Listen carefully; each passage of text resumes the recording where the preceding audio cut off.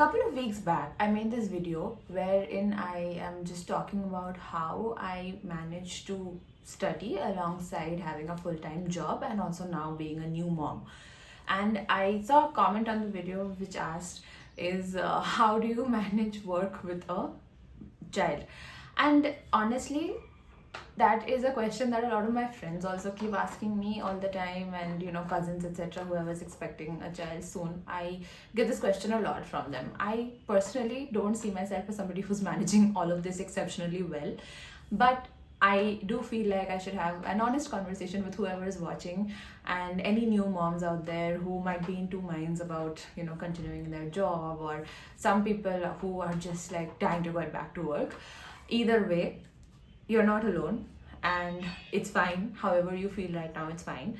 And I honestly have a very very strong support system, touch wood, and I have always been validated in however I have felt, and nobody has questioned why are you feeling a certain way.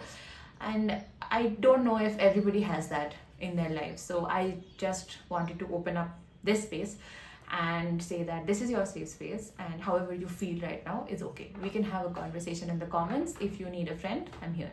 So I thought today I'm going to talk about what the whole pregnancy journey was like. And I generally try to stay mostly fit, but I'm not the fittest person you'll meet. So I do my occasional weekend binge eating, like a lot of pizza and ice cream. I used to do that a lot. And I also did like 5 days of strength training and cardio, etc. I did that also. So it's all about balance. I was relatively healthy, and then I got pregnant, and I knew that I had fibroids, but I was not aware of the impact pregnancy would actually have on fibroids. Like, I do a regular health checkup every year, and I knew since before I got married that I have really small fibroids that had not grown in size over the years. But I was not told that before you get pregnant or whatever, before you think about planning a baby, you should look into that. I didn't know that it would affect it in any way. Lo and behold, we'll come to that part later. But yeah, so first 3 months, terrible morning sickness. I basically puked my guts out. I barely could keep anything down. I also, for some reason, decided to change jobs in the middle of this journey. Actually, I had started interviewing quite way before I got pregnant, but the processes, checks, etc., everything that took so long that by the time I had to start my new job, I was already about 5-6 months pregnant. I mean, I informed, and everybody was really supportive, and everybody was very open to helping whatever needs to be done to make me comfortable. So like I said, very grateful in that regard. Then after the first 3 months were done, then I had a little bit of a good time. Like everybody says, the second trimester you have a lot of energy, etc. I did not have energy. I was sleeping 12 hours a day. I was extremely tired all the time, but again, at least I was not vomiting. So in the first trimester, I lost 8 kgs. I could not keep anything down, so I lost a ton of weight. And the second trimester slowly started to get back to what my pre-pregnancy weight was. And then the final trimester, I didn't have any particularly strong cravings or anything. I was just eating like regular food. I was basically not risking it. And I had stopped coffee because I had heard that caffeine is not good for the baby. I had 1 or 2 sodas maybe for the entire duration of the pregnancy. Again, a lot of doctors will tell you, you don't really need to restrict yourself that much, etc., etc. But it didn't bother me, so I didn't have it. I just tried to have only what is going to help the baby and me. Just whatever is nutritionally dense. I had all veggies, all fruits. I was having so many like fruit juices and mango shakes and so many things like throughout pregnancy. But yeah, that was there. The fibroids. So they started growing around month 5 of pregnancy, and I used to develop these lower abdomen pains. Now, I had read pretty much every book that you can find on pregnancy and on childbirth, etc. I have read a lot of these books when I got pregnant, because I am the kind of person who assimilates all the information available before an exam, right? So that's what I tried to do. And I had read about this thing called round ligament pains. It's when your abdomen is starting to adjust to the growing size of the baby. And I thought that was it, basically. So I didn't bother much. But the pain kept, persisting. So, and this was in between doctor's appointments, so I hadn't told my gynecologist yet. And one day when I was going to work, the cab met with a little accident, so it just crashed. There was a jerk, and I lunged forward. Thankfully, nothing really happened, but that pain started to increase, and it was, I think, the middle of the week or something. So then, for that following Saturday was the doctor's appointment, and I came home, told everybody, and at that point, it was just me and my husband, right? So we discussed, and he said, okay, fine, let's go tomorrow. But there was some work thing, or the doctor was not available, something. So we went that Saturday, and then the doctor was like, okay, the fibroids have started disintegrating. You need to get on a drip of paracetamol, or you need to get admitted, because I don't know how you're going to manage this by yourself. I was only about at week 28 at that time, and I just I completely lost it, and I was thinking, what are we going to do? What followed after was every day about 6 to 7 liters of water, just to flush out whatever toxins the fibroids were releasing. And that continued right up until the delivery date. When I finally had her, it was cesarean. It had to be. I would not have been able to deliver naturally with all the fibroids. And she had a little bit of a breathing trouble when she was born, which I didn't know. By the time I came back to my senses, again, this was I was awake during the surgery, but then nobody obviously told me, because I was also having the myomectomy after the delivery. The myomectomy is when you remove the fibroids. So that was, I was awake for the whole thing, and I could feel every scrape, everything I could feel. It didn't hurt, but I could feel what was being done, okay? And that was no 20 seasons of Grey's Anatomy had prepared me for this. So that was a wild experience. I was shivering once the surgery was done. Again, had not read about it anywhere, that you get really bad shivers once you're out of the OT.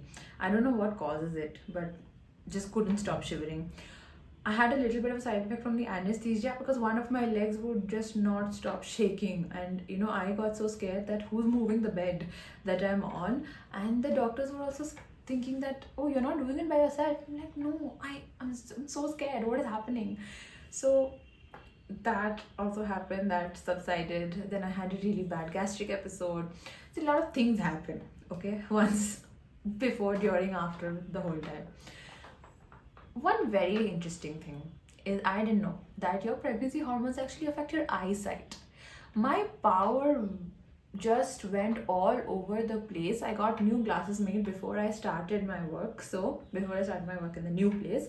So then the power I gave during that time was completely different by the time I joined the work. And then when I got pregnant, again, those glasses didn't work anymore.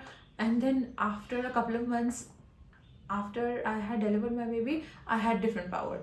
And it was just all over the place. I wasted so much money on contacts, because those are the wrong power, and my power keeps going up and down. Another thing I've recently discovered is that your dental health is also affected by your pregnancy hormones somehow. Like hair, everybody knew, right? Your hair falls out 3 months after postpartum once you stop vitamins, etc. That happens. But I didn't know about my teeth. Why as a 30-year-old do I suddenly have cavities? What a mystery. Nobody will know, because I have a sweet tooth, but I've always had a sweet tooth. And I didn't increase my consumption of sweets, and nothing was there before. So God knows what has happened, right? But these things were really odd to me. How is this affecting this? But it really does. Also, I think one thing which people do really talk about is how the mom brain, right? Your brain is always wired to think about your child first. What does she need? What can I do for her? And you always want to be present for her. My baby is the greatest gift that I have ever received. And I am generally the kind of person who always wanted to be a mom, who knew that she would love this journey. Just did not know how much. After I've become a mother, I honestly sometimes feel like this is what I was meant to do. And it's fine if you don't feel like that. I'm not saying how you should feel. I'm just saying that, sometimes everything else seems very trivial in front of this huge responsibility, and I would say an honor and a privilege that I have to raise a child from scratch, to give her a life that she deserves. And I am not of the opinion that she owes us nothing and we owe her everything. So we want to just, make give her all the opportunities that we can. That being said, I have a lot of friends who really missed a sense of identity once they became mothers. And so I understand the feeling of missing being yourself, because in my head, the person that I was before I had my daughter was somebody who was very driven, very hardworking. I still am hardworking, but I also question a lot of the times that I am spending away from her. That what is the ROI essentially of the time that I'm spending away from her? It just has to amount to something. That's all. And initially, I used to think that, oh my God, should I just like spend these years? And Gary Vee always says that you have small kids for 4 years, and then they have their own lives, their own friends, and they don't need you as much anymore, and don't get that time. And it's very precious, that time. And I have my mother who always stayed at home with us, and I really cherish the fact that she got to spend so much time with us, and it was very important to both me and my sister growing up.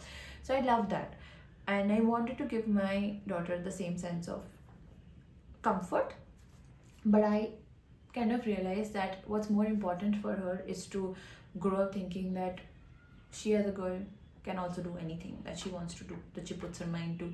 She should not be restricted to any certain kinds of roles. Whatever she wants to do, if she works hard enough, she can have it.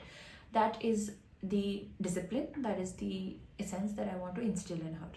And that is what is driving me right now to continue showing up, continue going to work, continue showing her whatever little she understands, that it is important to work in whatever capacity, in whatever field you want to, but it is important to contribute to something. Coming to the part of how do you actually manage a full-time job and a baby. The first thing is ask for help. Honestly, I know a lot of my friends who really don't like the idea of letting go of control. But if you are always going to be doing everything for your child, you're always going to be the default parent. You are always going to be responsible for everything related to her or him. And if you don't let anybody else help, then eventually people will stop asking or people will stop offering. And then the entire burden will be on you, and it's going to make your life 10 times more difficult. So ask for help in whatever form it is available, whether it is splitting some chores with your partner, splitting some responsibilities. If you live with family, then dividing some kind of work between the family members. If you can afford to get a nanny or a house help of some kind, then please, it's an investment for your mental health. Get whatever help that is available. The number 2 thing, get a planning routine in place. So I have a weekly planning routine which I stick to pretty religiously. Every week I will do my meal planning. I will see what meal prep needs to be done. I will order all my groceries. I will also look into what my daughter's meal plan is for that week, because she has also gotten used to solids now. So if you're going to cycle something, if you're going to introduce something new, whatever is on her meal plan, then order that. Whatever, stock up diapers, etc., those kind of things. So every ordering, prepping, etc. thing that needs to be done on the weekend, and also planning all the meals for the week has to be done on the weekend. Third, every day, of course, I will create a to-do list. If you've been watching my channel, I'm a planner girl. What do? I will have a to-do list for every day, and I have currently only one work from office day, which I will have to increase in the future, but right now it's still a 1 day work from office. And I have slowly been increasing the time that I'm spending in office. So I leave at 11:30 and I'm back home by say 8 p.m. So that's also a significant amount of time that she's learned to stay without me. She understands that this is the time mama's working and she will not be at home, and that sort of sets up a routine. Create a routine for your child. when they will have their meals, when they will take their like massage, when is their bath time, when they will do their playtime, etc. Everything needs to be in a proper routine, otherwise you will not get any peace. So I generally have these things already planned out around my birthday. Earlier when she was feeding, then I used to have this like schedule my meetings around the time when her feeding times were. So every 2 hours I would have to be gone for 20 minutes, etc. So I kind of planned my meetings around that. Then now that she started eating solids, there is still a proper like mealtime routine for her. For me, when I'm working from home, I kind of take like a 10-minute 15-minute break to just go check in on her, but most of that time she's with the nanny, because of course during a work day I won't be able to attend to her as frequently as I would like to. But once my work day is complete, I will have my dinner, and then I also spend about an hour and a half, 2 hours of quality time with her before it's time for her bedtime. All of this I schedule, because otherwise while I'm working I will think, oh my god, I didn't get to spend enough time with her. But if I know that this is the block of time that I will be spending with her, it's always something to look forward to, and it doesn't make me overcome with that ever present mom guilt that we all have, right? So I creating a routine has really helped me get a lot of structure into my life. Next is, you have to create boundaries with all the people that live in your house.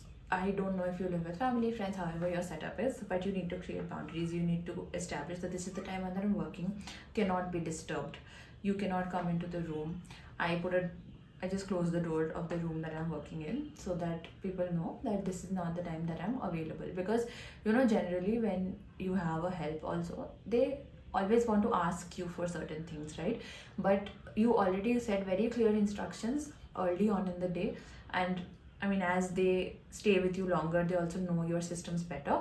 But you set clear instructions that this is what I want you to be doing with my child. These are the toys you can use. This is how you play, etc., etc. You just set all the instructions and completely like create those boundaries for yourself. That this, I am not going to engage in further conversation. Like once my meal plan for the week is set, I don't want to discuss this anymore during the whole week. I know what I'm having on Monday for lunch. It's written, that's what I'm having. I don't want to discuss that, oh, this can also be made, or A is also available, B is also available. I don't care. This is what is happening. So, like, limit the number of decisions that you have to take and set very, very clear boundaries. And I know it hurts when you can hear your child cry in the other room and you physically cannot go and attend to them. It's the worst feeling, but they will learn. And it's okay. It doesn't make you a bad parent. It took me quite a few months to learn that, but it's okay, because you also owe your sincerity to your work. This is the time that you get to be your own person, and you should be able to bring your full self to work as well. The next thing is very important. Please prioritize self-care. Not in a face mask and iced coffee kind of way, although that is also great for some days, but in the very real sense. Like, I'm sure all the sitting and feeding for months has really screwed up your back, so get a proper good massage. The postpartum hair fall has really taken a toll, so go get a hair spa. I'm talking about beauty treatments, but you should also invest in some fitness equipment. If you can't get the time to go out and do any workout, why don't you just invest in a yoga mat and start doing some stretches? Anything that's going to make you feel like your older self, and that's going to make you feel more put together, more calm, and more ready to face your day. If you are not strong, if you are not healthy, you can't be pouring from an empty cup. So self-care is top priority. What I would suggest, and what I did, and it really helped me, couple of things. First, get a lot of information. Talk to your doctor, read some books. Don't overburden yourself with information, but a few good books. I read What to Expect When You're Expecting. I also read It's Your Baby. I'll put the links down below. I also followed the Holy Grail Dr. Spock. I don't follow everything to a T. I try to adapt whatever is necessary to my situation, but having all the information really helps me structure what needs to be done for me and my family. And finally, actually, what really helps me is just knowing that I'm not alone. Sometimes it gets really lonely, but I have a couple of friends who are already new mothers or on their way to motherhood, and I love sharing my journey with them. We love talking about it, and how different everybody's experience is, how unique this whole journey is for everyone. And I just like the feeling that you're not going through it alone, and that always makes it a little better. Like, I don't know anyone else who's not a mom who would understand what mom guilt means. Even my own mom would not understand, because she was always present at home with us. She didn't have to choose anything else over us, right? For our own good only, but she didn't have to do that. So that's not a conversation that I can have with her. But with some of my friends, yeah, they will get it. A lot of people say that they miss their sense of self, miss how your body looks. You don't like, you miss how your body used to look, you don't recognize it anymore, and all of these things. It happens to everybody. If all of this is getting too overwhelming, please seek help. Please get a good therapist. Talk through this. Postpartum depression is a very real thing, and it's not something to be taken lightly. If someone is watching this video who has anybody in their family or friend group who was recently postpartum, and you notice any signs that they are not doing well, check up on them. We are awake at all odd hours. We've not gotten enough rest for a very long time. I have a nanny, thankfully. I still have help, so I am very, very grateful. But there are a lot of people who are doing it all alone. I have a lot of my friends, they're doing an incredible job, and if somebody hasn't told you this lately, you're doing an incredible job. You are everything that your child needs, and you're an amazing mother already. So you're already there. You're trying so hard, and like it's very easy to be a parent when you're neglectful. Have you heard that? You are being a present parent, which is one of the most difficult things to be, and you're already doing such a great job. You're already halfway there, right? Good job. So yeah, I think this is already a very long video. I just want you to know that you're not alone. We can have a conversation in the comments. You can shoot me an email if there's something that you want to talk about, and I'm really hoping that this video helped you guys. I'll see you in the next one. Bye.